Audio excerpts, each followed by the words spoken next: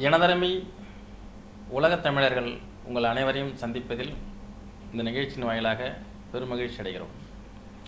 நலம் தரும் நவ கிரகங்கள் நிகழ்ச்சியின் வாயிலாக கடந்த 15 ஆண்டுகளாக ஜோதிடம், மானுடம், ஆன்மீகம் போன்ற சந்தேகங்களுக்கு எமது பட்டறிவில் பட்ட விஷய ஞானங்களை கொண்டு உங்களுக்கு விளக்கம் அளித்து கொண்டு வருவதை எண்ணி மிக பெருமை அடைகிறேன். நலம் தரும் நவ கிரகங்கள் நிகழ்ச்சியின் வாயிலாக சனி பயிற்சியினுடைய பலன்கள் 2014, 2015 ஒவ்வொரு ராசிக்காரர்களுக்கும் எப்படி இருக்கும் என்பதை விரிவாக நம்ம இந்த நிகழ்ச்சியின் மூலம் ஆய்வு செய்து கொண்டிருக்கிறோம். அந்த வகையில் கடந்த நிகழ்ச்சியில் மிதுன ராசிக்காரர்களுடைய பலன்களை பார்த்தோம்.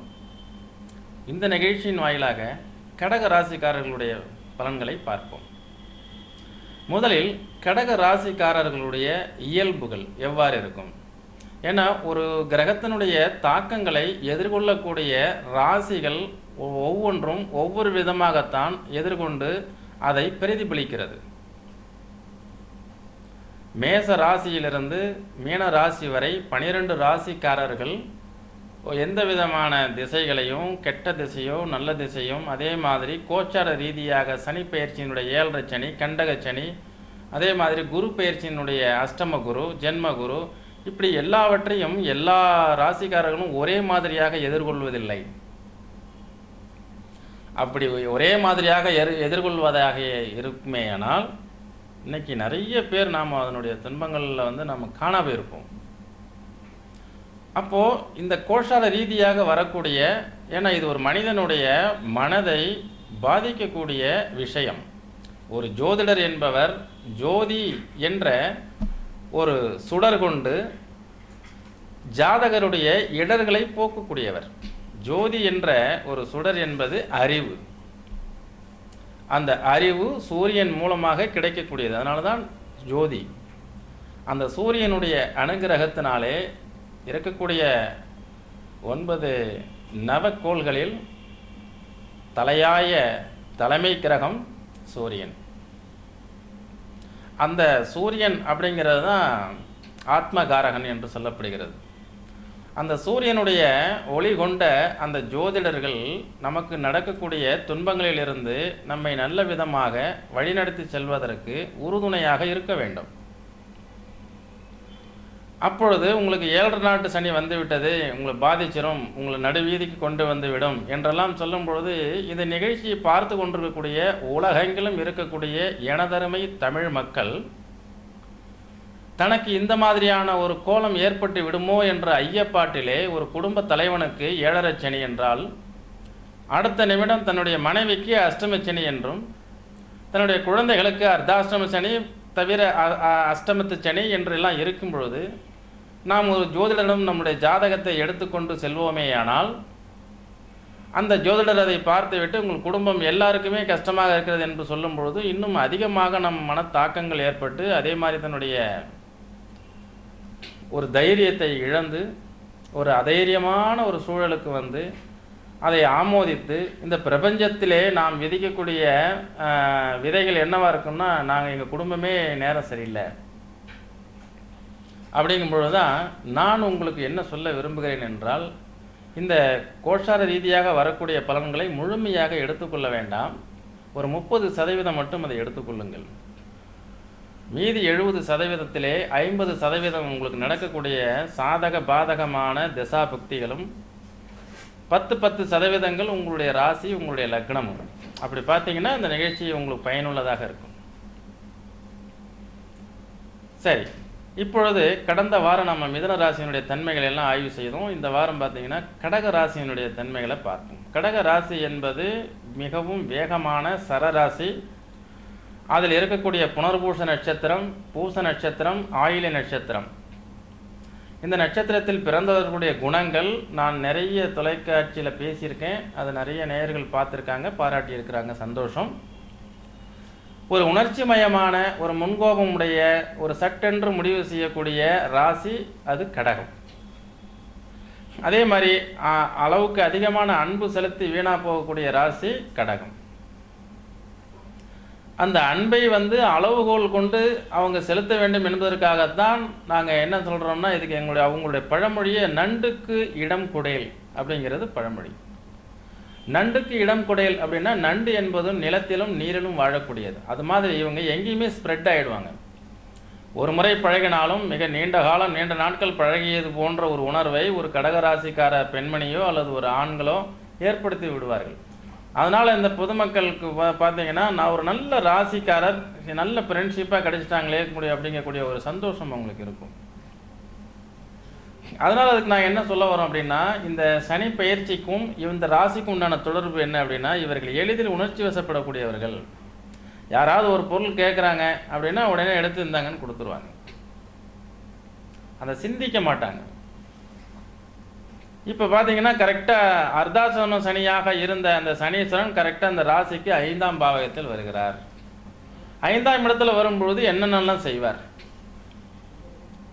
அந்த 5ஆம் பாவகம் அப்படிங்கிறது வந்து இந்த ராசிக்கு 7, 6 குடையவன் வந்து 5ஆம், அதாவது வந்து இந்த 7, 8 குடையவன் வந்து பார்த்தீங்கன்னா 5ஆம் பாவகத்தில் வந்து இருந்து 7 குடையவனும் 5ஆம் பாவத்துக்கு வந்து இப்போ சஞ்சாரம் பண்ணிட்டு இருக்கும் பொழுது, 5ஆம் இடம் கற்பனை செய்தல், எந்த ஒரு விஷயத்தையும் சிந்திக்கிறது, உபதேசம் பெறுதல், அப்போ எந்த ஒரு விஷயங்களுக்கும் வந்து நம்ம பிளான் திட்டங்கள் தீட்டுதல், லக்னத்துக்கு துணையாக இருக்கிறது 5ஆம் பாவம். அந்த இடத்துல சனி இருக்கும் பொழுது, இப்போ ஒருத்தர் பணம் கேட்குறார், கையெழுத்து போடாமல் கையெழுத்து வாங்காமல் பணத்தை நீங்கள் கொடுக்குறீங்கன்னா ஏமாந்துருவீங்க. ஏன்னா நீங்கள் தான் ஸ்பாட்லேயே வந்து முடிவெடுக்கக்கூடிய மனிதராக இருக்கிறீங்களே.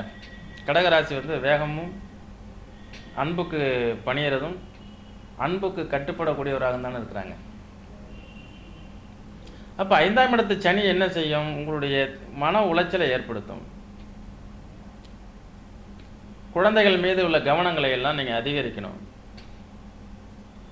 அந்த குழந்தை மீது அக்கறைகள் இல்லாமல் இருக்கக்கூடாது. ஒரு சிலருக்கு பூர்வீக சொத்தில் ஏதாவது பிரச்சனைகளும் வில்லங்கங்களும் வர்றதுக்கு வாய்ப்புகள் உண்டு.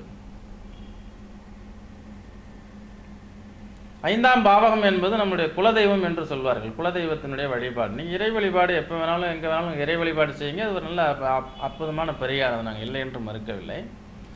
இந்த பரிகாரம் என்பது இந்த கடகராசிக்காரங்களுக்கு எவ்வாறு செய்யணும் அப்படின்னா, உங்களுடைய சிந்தனைகளை மாற்றுங்கள். உங்களுடைய சிந்தனைகள் குறுகிய சிந்தனைகளாக இருந்தால் அதை மாற்றிக்கொள்ளுங்கள். ஏன்னா 5ல் சனி இருக்கும்போது அந்த இடங்கள்லாம் பாதிக்கும். வரக்கூடிய 2.5 ஆண்டு காலத்தில் வந்து இப்போ ஜென்ம குரு இருக்கிறது. இன்னொரு 6 மாதம் கழித்து அது தனஸ்தானத்துக்கு குரு வந்துடும். இந்த குரு பயிற்சி வந்து உங்களுக்கு சாதகமாக இருக்குது. அப்படிப்பட்ட குரு 2ஆம் இடத்துக்கு வரும்போது உங்களுடைய வருவாய் இனங்கள், பணம் பரிவர்த்தனை, பணப்புழக்கங்கள்லாம் ஓரளவுக்கு நல்லா இருக்கும்போது ஒரு பிரச்சனைகள் பெருசாக இருக்காது. அதனால் ஒவ்வொரு ராசிகள்லேயும் 3 நட்சத்திரங்கள் இருக்கு இல்லையா? அதில் வந்து பார்த்திங்கன்னா புனர்பூச நட்சத்திரம், அவங்க ரொம்ப அற்புதமான நல்ல மனிதர்கள், நல்ல தெய்வீகமான ஆற்றல் உடையவர்கள், தெய்வீகமான எண்ணங்கள் உடையவர்கள். அப்படிப்பட்ட உங்களுக்கெல்லாம் வந்து இந்த 5ல் சனியெல்லாம் ஒரு பெரிய டிப்ரெஷன்லாம் உருவாக்காது. ஏன்னா உங்களுடைய எண்ணங்கள் எப்பொழுதும் இறைவனை நோக்கியதாக இருக்கும். ஒரு மனிதனுடைய எண்ணங்கள் ஒருமுகப்படுத்தப்பட்டு ஒரு இறையாற்றலை நோக்கி ஒரு நல்ல தீவிர ஒரு தவம் செய்யக்கூடிய அமைப்பில் இருக்குன்னா அவனுக்கு கிரகங்கள்னால பெரிய பாதிப்புகள் வர்றது இல்லையே. ஆனால் அந்த பூச நட்சத்திரக்காரர்கள் இருக்காங்க இல்லையா, அவங்க சொந்த நட்சத்திரத்துக்கு அதிபதியே சனீஸ்வரன், அதுவே 5ஆம் இடத்துல. திடீரென்று இவங்களுக்கு தாழ்வு மனப்பான்மைகள்லாம் அதிகமாக இருக்கும், இன்ஃபீரியாரிட்டி காம்ப்ளெக்ஸ், அந்த மைண்டு டிப்ரெஷன் என்று சொல்வார்கள். இதெல்லாம் வந்து இந்த பூச நட்சத்திரக்காரங்களுக்கு அவங்க தன்னைத்தானே தாழ்த்தி கொள்வார்கள். அவங்கள யாராவது ஒருத்தங்க புகழ்ந்துடணும், 2வது அவங்கள வந்து பாராட்டி பேசிடணும், அல்லது நீங்கள் நல்லா அழகாக இருக்கீங்க, ஸ்மார்ட்டாக இருக்கீங்க அப்படின்னு சொன்னால் தான் அவங்க வந்து நார்மலான ஒரு ஸ்டேஜுக்கு வருவாங்க. இல்லைன்னா அவங்களுக்குள்ளார ஒரு தாழ்வு மனப்பான்மை. அதெல்லாம் இப்போ 5ல் சனி இருக்கிறதுனால அது கொஞ்சம் அதிகமாக இருக்கிறதுக்கு சான்சஸ் இருக்குது. அந்த மாதிரி நேரங்களில் வந்து இந்த 2.5 ஆண்டுகளில் அந்த பூச நட்சத்திரத்தில் பிறந்த கடகராசி நேயர்கள் எல்லாருமே எதையும் பெருசாக கற்பனை பண்ணிட்டு, அது தேவையில்லாமல் மன உளைச்சல் அடைஞ்சிக்கிட்டு, ஒரு எதிர்பார்த்து அது கிடைக்கலங்கிறதுனால அது ஏக்கம் அடைஞ்சிக்கிட்டு, அதனால் வந்து மனசையும் உடம்பையும் போட்டு கெடுத்துக்காதீங்க. ஏன்னா உங்களுக்கு நடக்கக்கூடிய திசைகள் நல்ல திசையாக இருந்ததுன்னா நீங்கள் இதை பற்றிலாம் கவலைப்பட வேண்டிய அவசியம் இல்லை. ஏன்னா கடகராசி பூச நட்சத்திரக்காரங்களாக இருந்தாங்கன்னா அடுத்தது புதன் மகா திசை, அதுக்கு அடுத்தது பார்த்தீங்கன்னா நல்ல மத்தியம வயசில் சுக்கர திசைலாம் ஃபேஸ் பண்ணுவீங்க. அதனால் இந்த 5ல் சனி இருக்கிறதுனால அவங்களுக்கு பெருசாக பாதிக்காது, நல்லா தான் இருக்கும். அதே மாதிரி ஆயில நட்சத்திரக்காரங்க சுறுசுறுப்பானவங்க, நல்ல பிரெயினிஸ்ட்டு, நல்ல திறமைசாலி, எந்த ஒரு விஷயங்களையும் கிரகிக்கக்கூடிய தன்மை இம்மிடியட்டாக கிரகிச்சிக்கிறாங்கன்னா அவங்க தான். ஒரே நேரத்தில் பல இடங்களில் இருப்பாங்கன்னு சொன்னோம் இவங்களை பற்றி. அப்போ இவங்களுடைய சிந்தனைகள் வந்து மிகச்சிறந்த அற்புதமான ஒரு சிந்தனைவாதியாக இருப்பாங்க. நினைவாற்றல் ஜாஸ்தி, அது ஃபிங்கர் டிப்ஸில் எந்த ஒரு பிரச்சனைக்கும் தீர்வு சொல்லக்கூடியவங்களாக இருப்பாங்க.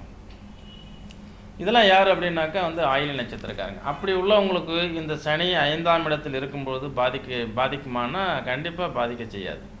ஏன்னா இவங்க எப்போதுமே இந்த நினைவாற்றலினுடைய வழியிலேயே தான் செயல்படுவாங்க. அப்போ அந்த கடகராசிக்காரர்களை பொறுத்த வரைக்கும் இந்த 5ல் சனி, இந்த சனி பயிற்சி ஆகப்பட்டது ஒரு பெரிய பாதிப்புகள் இருக்கிறதுக்கு வாய்ப்புகள் இல்லை. கடகராசிக்காரங்களுக்கு வந்து நல்ல வரப்பிரசாதம் என்ன அப்படின்னா, அவங்களுக்கு இந்த புனர்பூச நட்சத்திரத்தில் பிறந்தவங்களுக்கு சந்திக்கக்கூடிய திசைகள் வந்து பிறக்கும் பொழுதே குருமகா திசை ஒரு 4 ஆண்டுகள். அதுக்கப்புறம் பார்த்தீங்கன்னா சனி மகா திசை 23 வயசு வரைக்கும் இருக்கும். அப்புறம் அடுத்தது புதன் திசை, அற்புதமான திசை, ஒரு 40 வயசு வரைக்கும் அவங்களுக்கு ஒரு நல்ல யோகமான திசை. 47 வயசுக்கு மேலே பார்த்தீங்கன்னா வீணஸ் சுக்கர திசை வந்துடும். அதனால தான் பெரும்பாலும் கடகராசிக்காரர்கள் நல்ல பிஸ்னஸ் மேனாகவும் நல்ல ஸ்மார்ட்டாக எல்லா வகையான ஒரு சந்தோஷங்களையும் எதிர்கொள்ளக்கூடியவங்களாக இருப்பாங்க. ஏன்னா அவங்க வந்து ராகு அப்படிங்கக்கூடிய ஒரு மோசமான திசையை அவங்க ஃபேஸ் பண்ணுறதில்ல. சின்ன வயசில் ராகு திசை அப்படிங்கிறத வந்து சின்ன வயசுலேயே ஃபேஸ் பண்ணக்கூடியவங்க, மத்தியம வயசில் ஃபேஸ் பண்ணக்கூடியவங்க தான் நிறைய துன்பங்களை அனுபவிக்கிறாங்க.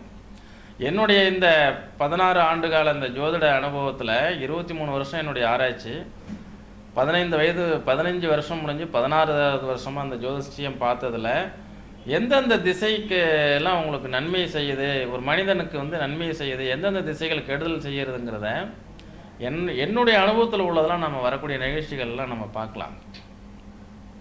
ஏன்னா ராகு என்பது சஞ்சித கர்மத்தை பேஸ் பண்ணி தான் பலன்களை கொடுக்குது, முற்பிறவியினுடைய செய்த பாவ பலன்கள். சனி ஒரு உழைப்பினுடைய அடிப்படையில் தான் பலன்களை கொடுக்குது. அதே மாதிரி ஒரு சுக்கிரன் மகிழ்ச்சியினுடைய அடிப்படையில் பலன்களை கொடுக்குது. ஒரு புதன் அறிவின் அடிப்படையில் பலன்களை கொடுக்குது. இப்படியெல்லாம் வரும்பொழுது இந்த ஆயில நட்சத்திரம், பூச நட்சத்திரம் இவங்க எல்லாமே அந்த சனி திசையை எதிர்கொள்கிறாங்க, அப்புறம் புதன் திசையை எதிர்கொள்கிறாங்க. கேது மகா திசை அது ஒரு மிகப்பெரிய பிரேக். அது கேதுங்கிறது பாய்சன். அது கேது வந்து நல்ல திசை தான், நல்லது தான் நடக்கணும், சர்டிஃபிகேட் கொடுக்கவே முடியாது. கேது திசையில் ரொம்ப கேர்ஃபுல்லாக இருக்கணும் எப்போதுமே. அடுத்தது வீனஸ், சுக்கிரன் ரொம்ப நல்லா இருக்கும், பட் எல்லாருக்குமே நல்லா இருக்கும்னு நம்ம சொல்ல முடியாது. இதெல்லாம் ஒரு தனித்தனியான கான்செப்டில் நம்ம பார்க்கலாம். இப்போ வந்து நேயர்களே, இந்த கடகராசிக்காரர்கள் பொறுத்த வரைக்கும் குரு பயிற்சி அப்படிங்கிறது அவங்களுக்கு சாதகமாக இருக்குது.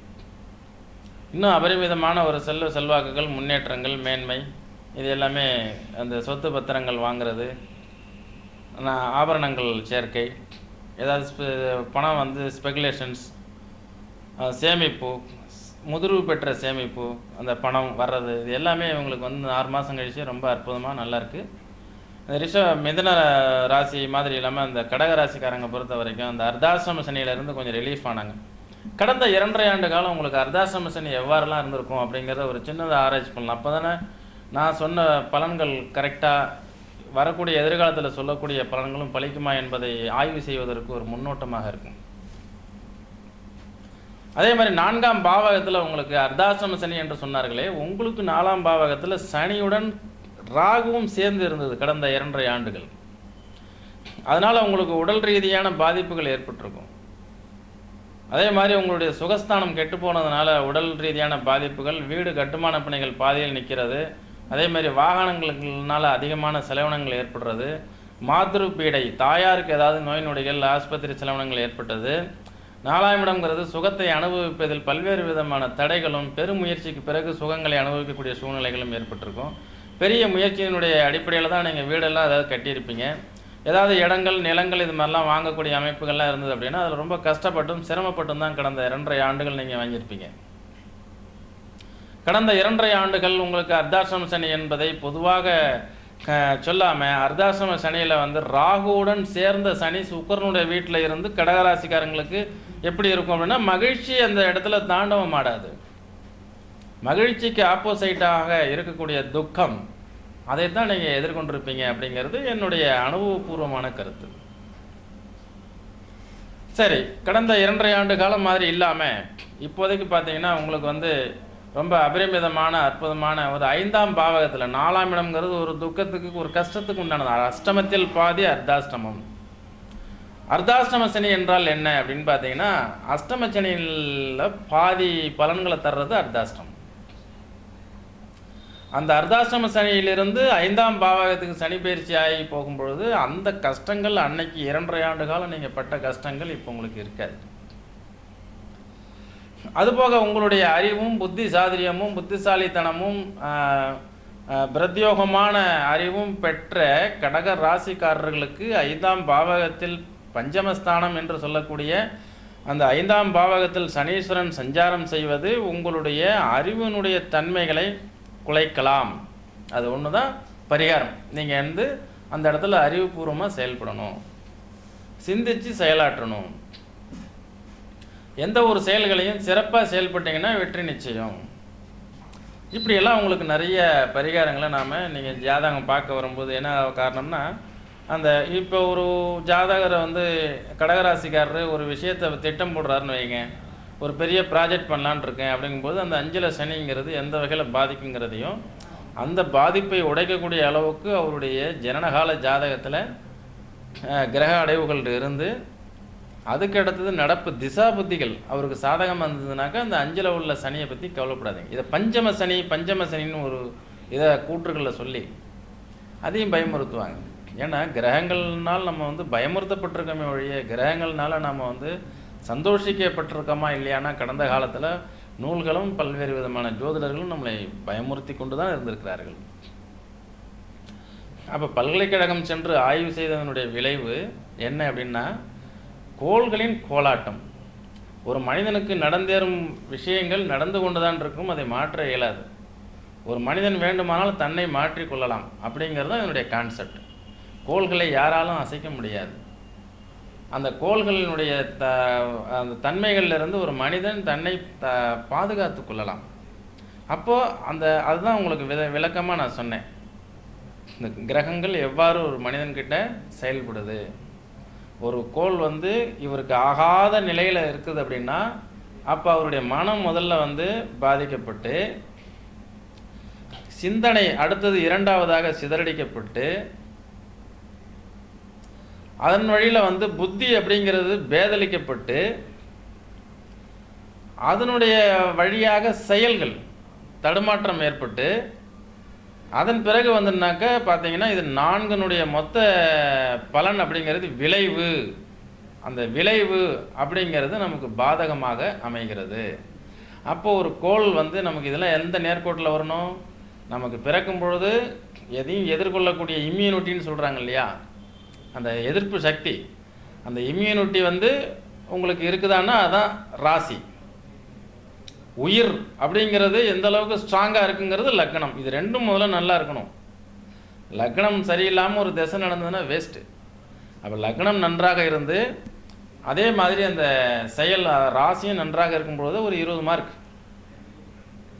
அப்புறம் நடப்பு விம்சோத்திரி திசை, அந்த திசையினுடைய பலனை மாற்றக்கூடிய அல்லது பலனை அப்படியே அனுபவிக்கக்கூடிய அல்லது அந்த பலனை புத்திசாதுரியமாக அதை சந்திக்கக்கூடிய வல்லமை லக்னம் ராசிக்கு இருந்து அந்த திசையும் நல்லதாக போச்சுன்னா 70 மார்க் உங்களுக்கு, 70% வெற்றி. மீதி 30% நடப்பு இந்த ராகு கேது பயிற்சி, இந்த குரு பயிற்சி, அதே மாதிரி சனி பயிற்சி, இது எல்லா பயிற்சியும் சேர்ந்து வரும்பொழுது தான் உங்களுடைய பாதிப்புகளையும் நல்லதையும் கெட்டதையும் ஒரு ஜோதிடர் தீர்மானிக்க முடியும். அதனால் நீங்கள் என்ன பண்ணாலும் உங்களுடைய ஜாதகத்தை பேஸ் பண்ணி தான் இந்த சனி பயிற்சி பலன்கள், ராகு கேது பயிற்சி பலன்கள், குரு பயிற்சி பலன்கள், அதில் ஜோதிடர்கள் எல்லாம் சொல்லக்கூடிய விதங்கள், அவங்க சொன்ன ப்ரிடிக்ஷன்ஸ் எல்லாத்தையும் நீங்கள் அப்புறம் சீர்தூக்கி பார்க்கணும். அப்போ என்ன செய்யணும், உடனடியாக உங்களுடைய ஜாதகத்தை எடுத்து வைத்து ஜாதகத்தை பார்த்துட்டு அதுக்கப்புறம் முடிவுக்கு வரணும். ஆகா ஓகோன்னு பலன்கள் போட்டிருக்கு அபரிமிதமான செல்வாக்குலாம் இருக்குது அப்படின்னு போட்டிருக்கு, 90 மார்க் போட்டிருக்குன்னு சொல்லிட்டு நீங்கள் பாட்டு கண்மூடித்தனமாக ஒரு தொழில் ஆரம்பிக்கிறேன் அல்லது ஒரு செயலை ஆரம்பிக்கிறேன், ஒரு முதலீடு செய்கிறேன் அப்படின்னா செஞ்சீங்கன்னா அதனுடைய பாதிப்புகள் உங்களுக்கு தான் வரும். அப்போ நாம் ஏன்னா ஒவ்வொரு நிகழ்ச்சியிலையும் நான் நினைவுபடுத்த விரும்புகிறேன், நான் உலகத் தமிழர்கள் அனைவரும் இந்த நிகழ்ச்சியை உற்று நோக்கி கொண்டிருக்கிறார்கள். காலதேச வர்த்தமானம், பலன்கள் கோள்கள் ஒன்றுதான், சூரியன் ஒன்றுதான். ஆனால் உலகெங்கிலும் இருக்கக்கூடிய தமிழ் மக்கள் வெவ்வேறு வகையில் உள்ள சந்தர்ப்பங்களையும் சூழ்நிலைகளையும் எதிர்கொள்ளும் பொழுது அதற்கு தக்கவாறு பலன்களை தான் அவங்க எதிர்கொள்கிறாங்க. மலேசியாவில் இருக்கக்கூடிய தமிழர்கள் ஒரு விதமாகவும், ஆஸ்திரேலியாவில் இருக்கக்கூடிய தமிழர்கள், மொரிஷியஸில் இருக்கக்கூடிய தமிழர்கள், அதே மாதிரி சிங்கப்பூரில் இருக்கக்கூடிய தமிழர்கள், எல்லா தமிழர்களுமே இந்த கிரகத்தினுடைய தன்மைகளை எதிர்கொள்ளும் பொழுது வெவ்வேறு விதமான அனுபவங்களை தான் பெற முடியுது. அதுதான் காலதேச வர்த்தமானம். ஆனால் கோள்களின் கோலாட்டம் ஒரே மாதிரியாகத்தான் இருக்கிறது. அதை எடுத்துக்கொள்ளக்கூடிய விதங்கள் தான் வெவ்வேறாக இருக்கிறது. அதனால் நேயர்களே, ஏன்னா என்னுடைய தொலைக்காட்சி நிகழ்ச்சியை யூடியூப் வாயிலாக பார்த்த 1,16,000 பேர் பார்த்துருக்குறாங்க. அத்தனை பேர்களில் என்னை தொடர்பு கொண்டவர்கள் எல்லாமே பார்த்தீங்கன்னா உலகமெங்கிலும் இருக்கக்கூடிய தமிழர்கள். அவங்க ஒரு ஒத்த கருத்தை மட்டும் சொல்லுகிறார்கள், அது இந்த கிரகம் என்னை இப்படிலாம் பாதிச்சது அப்படிங்கிறாங்க. ஆனால் நீங்கள் எப்படியெல்லாம் அதை எடுத்துக்கிட்டீங்கன்னு கேட்கும்பொழுது அது ஒவ்வொரு நாட்டில் வசிக்கக்கூடிய தமிழர்களும் வெவ்வேறு விதமான அனுபவங்களை பெற்றிருப்பது தெரிய வருகிறது.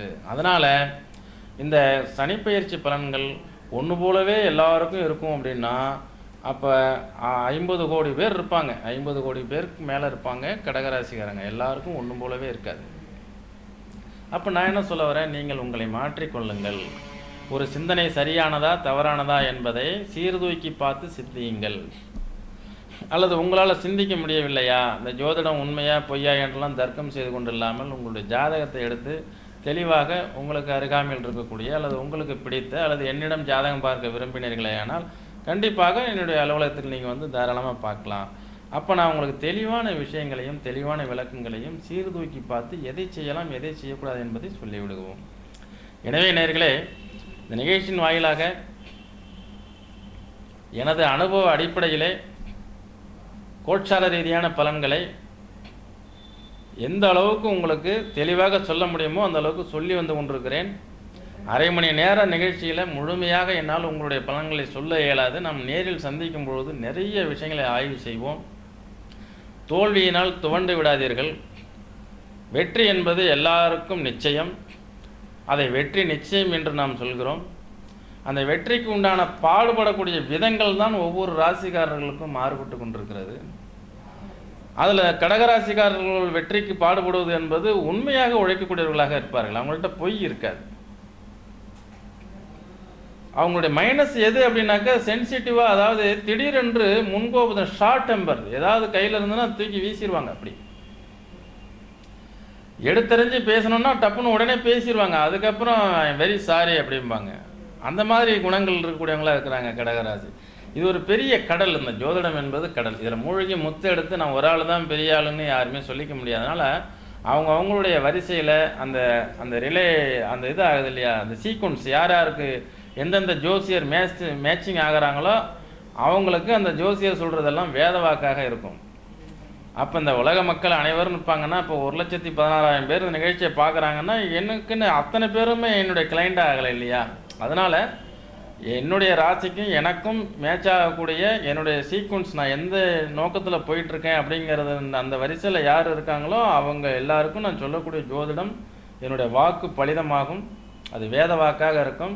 அவங்களுடைய வாழ்வாதாரம் மேன்மையடையும்.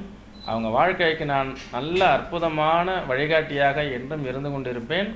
அதே மாதிரி நேயர்களே, இந்த வாரம் நாம் இந்த நிகழ்ச்சியில் தெளிவாக கடகராசிக்காரர்களுடைய குணங்கள், கடகராசிக்காரர்கள் கடந்த காலத்தில் 2.5 ஆண்டு காலம் அவர்கள் பட்ட சிரமங்கள், அதே மாதிரி கடகராசிக்காரர்களுக்கு இந்த சனி பெயர்ச்சி என்ன செய்யும், இவர்களுக்கு என்ன மாதிரியான திசைகள் நடந்தால் எந்த மாதிரியான பலன்கள்லாம் வரும் அப்படிங்கிறதையும் கூறி இவங்க எவ்வாறெல்லாம் ஃபேஸ் பண்ணி எதிர்கொள்ள வேண்டும் என்பதை நாம் இந்த நிகழ்ச்சியில் நம்ம பார்த்தோம். இனி அடுத்த நிகழ்ச்சியில் பார்த்தீங்கன்னா சிம்ம ராசிக்காரர்களுடைய பலன்கள், இயற்கையான குணங்கள், அந்த மாதிரி இந்த சனிப்பெயர்ச்சியினுடைய பலன்கள் அதெல்லாம் நம்ம விரிவாக பார்க்கலாம். எனவே நேயர்களே, இந்த உலகத் தமிழர்கள் உங்கள் அனைவருக்கும் இந்த நிகழ்ச்சியின் வாயிலாக நான் சொல்லக்கூடிய விஷயங்கள் என்னவென்றால், நாம் வாழ பிறந்தவர்கள் என்றும் நாம் வாழ்க்கையை வாழ்ந்தே தீருவோம். தோல்விகள் நமக்கு புதிதல்ல. எவ்வளவோ தோல்விகள்லாம் நாம் எதிர்கொள்ளுகிறோம். கிரகங்கள் நம்மளை மாற்றி வதைக்கிறது.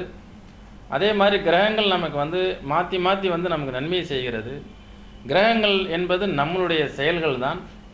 அந்த செயல்களுடைய விளைவுகளை தான் நாம் அனுபவிக்கிறோம். நம்ம எந்த கர்மாவில் எந்த பிறவியில் என்னென்னலாம் நம்ம விதைச்சோமோ அதை இந்த பிறவியில் அனுபவிக்கிறோம். இது அடையாளம் காட்டக்கூடிய கருவிகள் நவக்கோள்கள். அப்படிப்பட்ட நவக்கோள்களில் சனீஸ்வரன் நம்ம பார்த்து அஞ்சுவதோ அதை பயப்படுவதோ கூடாது. அந்த சனீஸ்வரன் அப்படிங்கிறது உங்களுக்கு நீதிமான் என்றும் ஒரு கூற்று உண்டு. நீதி என்பது குரு தான். இருந்தாலும் சனியை நீதிமான் என்றும் ஒரு சிலர் சொல்லுவாங்க. அவர்கள் சொல்லிலும் தவறு கிடையாது.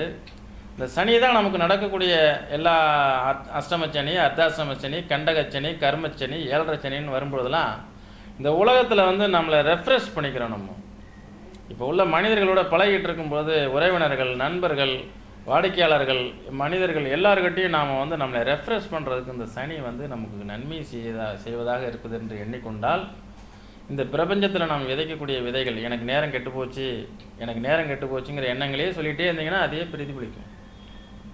எனக்கு இனி நல்லா இருக்கும், நான் நல்லா இருக்கேன், நான் இந்த ஜோசியரை பார்த்துட்ருக்கேன், இவரை சந்திக்கிறேன், இவரை பார்த்ததுக்கப்புறம் நான் ரொம்ப நல்லா இருக்கேன், எத்தனை பேர் அந்த மாதிரி சொல்லி நான் கேள்விப்பட்டிருக்கோம் இல்லையா? அதனால் பாசிட்டிவான எண்ணங்களை நீங்கள் விதைங்க. நேர்மறையான எண்ணங்களால் உங்களை நிரப்பிக்கொள்ளுங்கள். என்னை பொறுத்தவரை பரிகாரங்கள் என்றால் நான் என்னுடைய வாடிக்கையாளர்களை ரெஃப்ரெஷ் பண்ணுறது தான் பரிகாரமாக சொல்லி கொண்டிருக்கிறேன். அதில் கடந்த 15 ஆண்டுகளுக்கு மேலே எனக்கு நல்ல வெற்றி கிடைச்சிருக்கு. அதே மாதிரி அதை அனுபவித்த பலரும் நல்ல மேன்மை அடைஞ்சிருக்காங்க. எனவே நேயர்களே, நாம் அடுத்த நிகழ்ச்சியில் சிம்ம ராசியினுடைய தன்மைகளை பார்ப்போம். அதுவரை உங்களிடம் இருந்து விடைபெறுகிறேன். நன்றி, வணக்கம்.